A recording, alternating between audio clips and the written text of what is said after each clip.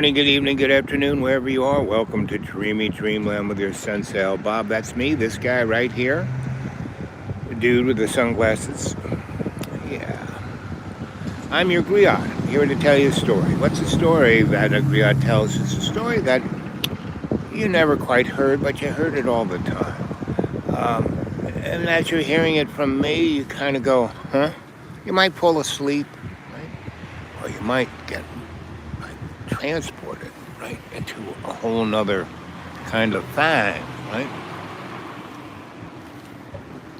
What does that really mean for you? You know, what does that mean for you? It means that, you're looking up at, what is that? What is that? What is that? What is that? What is that? Why is it not moving? Or is it moving? Can I tell what it is? Do I know what it is? Do I care? The folks who rule, are the folks who they don't care about you, right? And as long as you're stuck into something, religion, belief structure, politics, aesthetics, drugs, whatever it is, if you're stuck into it, they're happy. That means you can't bother them. But if you're thinking about something, if you are trying to understand something, if you're trying to see something, if you're trying to connect to something bigger than yourself, like love. Like, what is love? It's not sex. Sex is reproduction. It's not gender. Gender is a gradating scale. No. Love is this thing that you are in co-creation within a sense of consciousness, right? And that's a lot bigger than this one-dimensional, matrix that we're in. This is just a game. This is, and that's what the AI is all about. It's a game, single-player game, just to stick you in a box. Anybody you ever knew that was like stuck in their mother's basement playing those stupid games, they were lost. Anyone who's stuck into any singular thing, they're lost, right? If you are there trying to be connected to the higher planes of understanding, that's a path, right? And if that path is love's co-creation, well, that's deeper than the singularity of profit or belief or secret society or whatever, right? No. So, what do you think? Number one, there's one there, right? Ooh, so hey, hit that like button. Get the algorithm cooking. Basically, the algorithm is just going to be what it is because I talk about stuff more than what's stuck.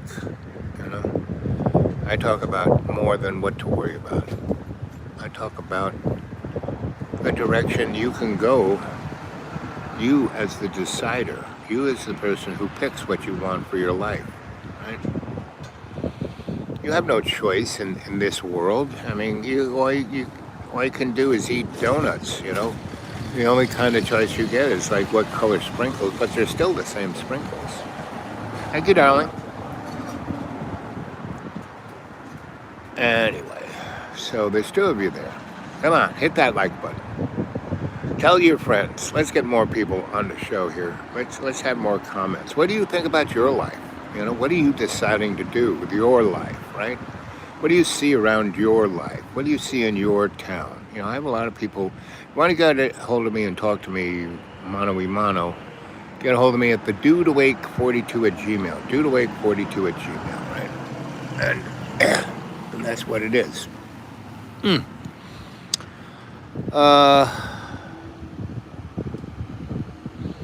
So go look at Cliff Hyde. Neutral Nation, something like that. Center Nation, something like that. David Icke, who else is good? Dark journalist. All these guys are very good. They all have a point of view, right? They all have a bias, but their bias is very wide and deep, and you can throw a net in there and get a lot of fish, and then go see what else is around, right? Natural nation, no. Center nation, no. Middle nation, that's it. Middle nation. MN. Middle nation. Go check that guy out. He's quite interesting. Anyway, I only work when you guys talk to me. I can prattle on, and pretty much I get stuck. Oh my God, he gets stuck. I can't believe he gets stuck. Yes, I have. I've been doing this now 10 years. If you should go back to the very beginning when I walked out of that phone thing. I just bought this phone, and he just set me up with whatever this thing's called, YouTube. And I was walking out with that. That's the first one, and then I got about 3,000 shows, right? And I was, talking about the big splat about 8 years ago. Talking about Johnny Boy for the first 2 years, and not just Johnny Boy, but all the kind of crazy, wild things. Every time he threw me out, I would go have an adventure, and I would talk about the adventure. Not so much John. John is kind of stuck. He's been doing the same thing over and over and over.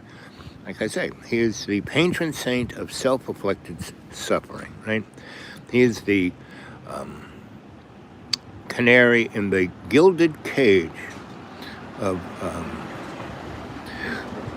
what did they call it? Oh, well, Mommy did this to me, and the teacher when I was in third grade did. I mean, a freaking nun murdered me in first grade. I tell the story because it's pretty unbelievable, but it was some of the greatest things that ever happened to me. Because when I came out the other side, I had to be stuck back together, and I went up to this Marinol Sanctuary in Garden City, Long Island, and they were great. They made me, they did a lot to me to make me what I am today. They taught me a ton of stuff. Tools. They gave me tools, right? So, and then at 9, I basically started to work for Grandpa Stahl, who basically made me the electrician I am today. And also, taught me the dynamic of having skill sets, right? Not just to be one thing, but to be many things. And if you get to do one thing really well, you can use that as your mechanism to do almost anything else, right? Anyway, that's kind of the story. It's getting cloudy. I bet you it starts raining. What time is it now? It's not even 1 o'clock yet. Anyway, and I got about 20 minutes worth of battery. Do I use it here talking to you, just prattling on, or do I go and fish?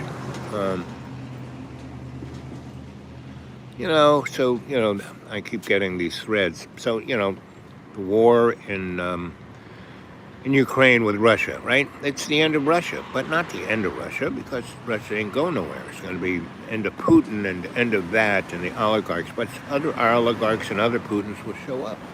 Just like Putin is a basic, retread of Stalin.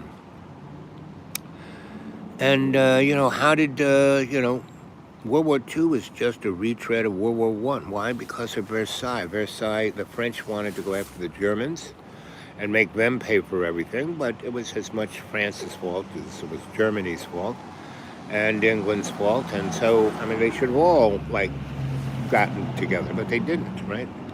So they put big economic restraints on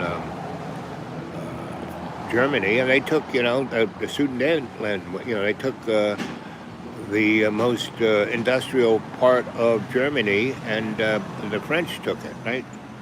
And then the Weimar Republic fell apart. It took wheelbarrows of, billions of marks to buy a loaf of bread. And that was kind of dragging everything down. So I kind of, buddy of Joe's basically floated this great idea of lending money, American dollars, to Germany, charging them interest and pumping them back up, and then taking that interest and putting it on the stock market and selling it to Americans and Europeans as stock. The stock market took off like a rocket ship, and that was the Roaring 20s, right? But it was a house of cards.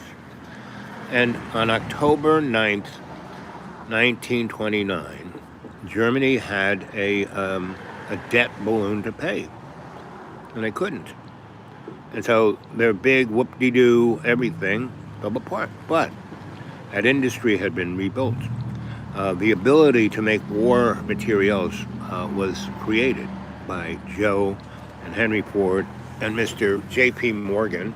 And so it was, just the, we went into the Great Depression that dragged the whole frigging world down. But Germany now was on the, steady, even plane with the rest of the world. But their industry had been modernized, and they had a lot of resources. So what did they do? They started building weapons, right? And what did that do? It gave everyone in Germany a job. But it's still, no one had cash. So that's where Adolf got in 1933. It's when FDR came in. And they're basically the same guy. And then we went to war. It was all kind of really, scripted.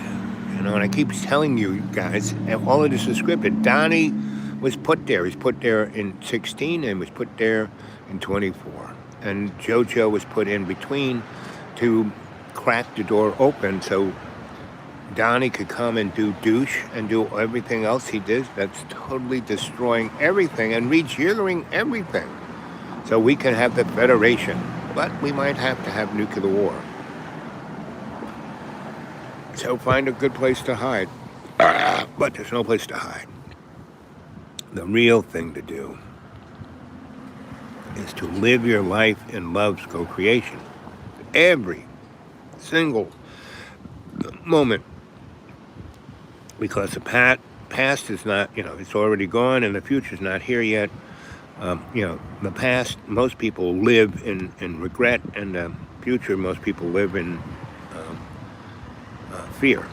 But if you live in the moment, conscious intent I am, conscious intent I am, conscious intent I am.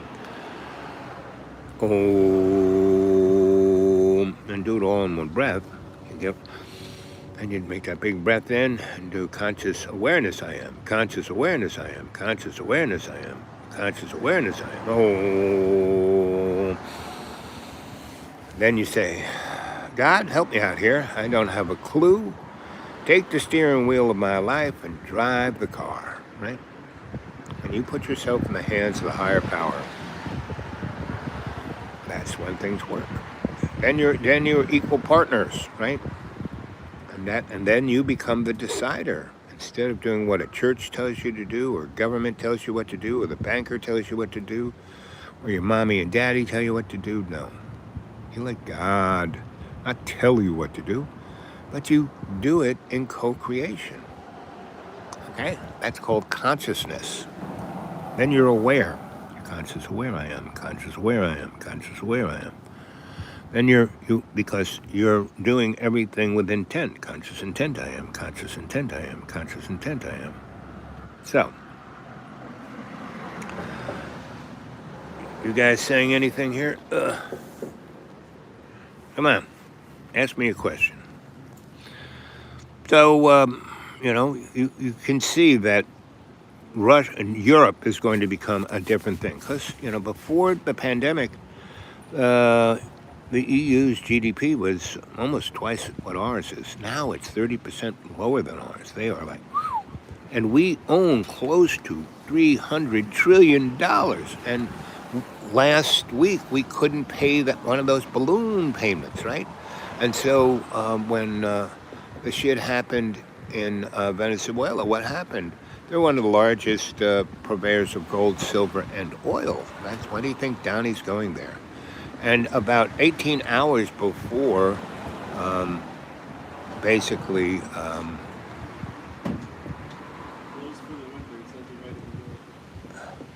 no ice cream for you. Yeah. You can come Monday to Ice Cream Church Okay. at 7 p.m. Okay. Yep. Sounds good. Yeah, get a pizza. Anyway, so where was I? Where was I, kids? Oh, yes, silver and gold out of Venezuela. 26 airplanes landed about 18 hours before, right?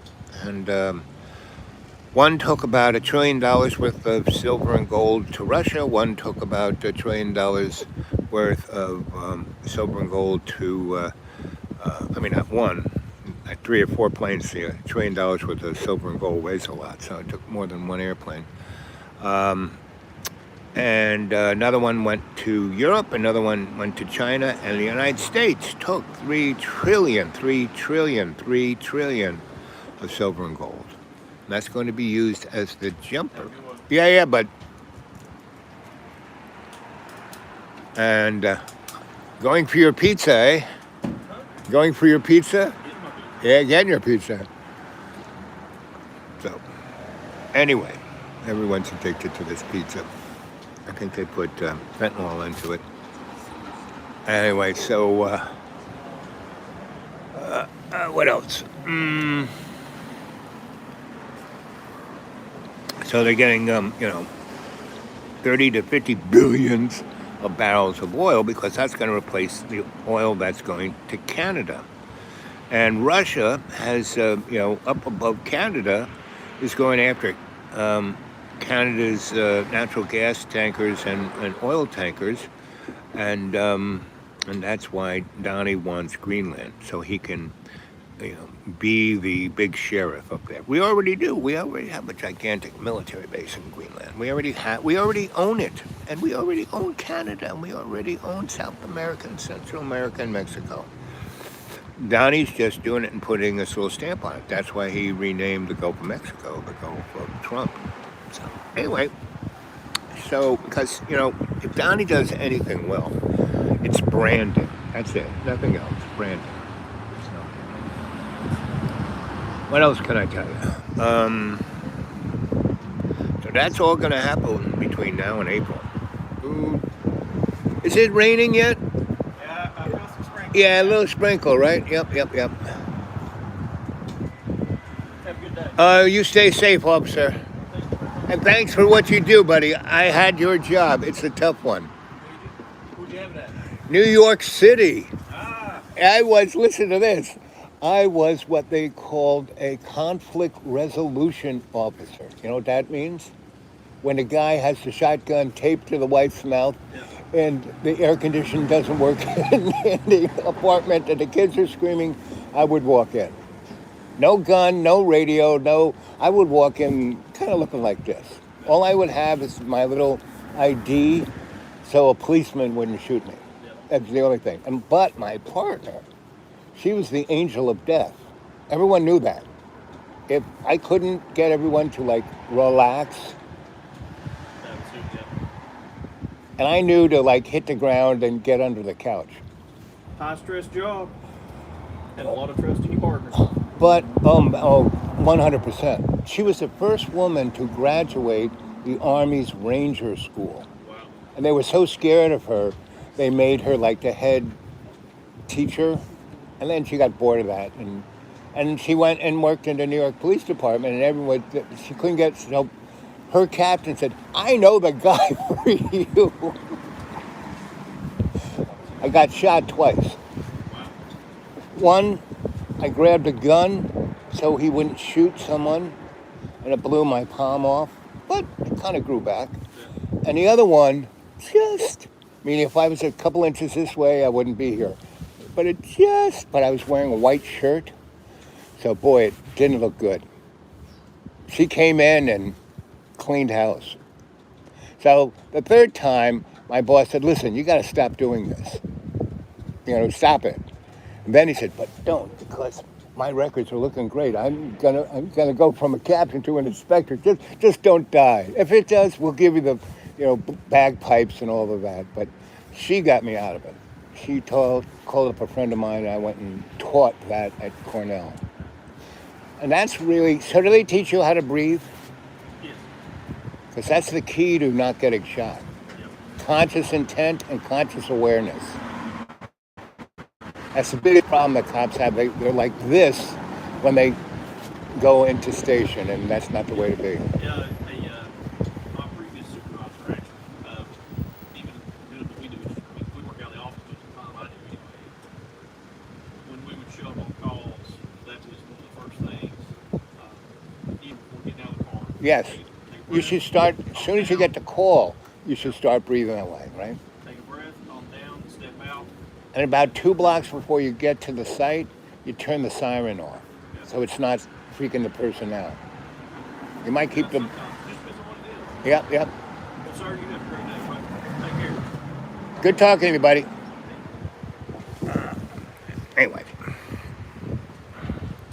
So that's how you talk to police. Right? See him again. So what's your name? I'm Al. Later, John. Okay. So, what else is there? I don't know. But it is starting to sprinkle, so I think I might just say au revoir. And I'm getting down to where it's going to be getting close to shutting itself off, and it never likes that. So, kids, it's always a pleasure. I'll talk to you guys later. Okay. Oh, no.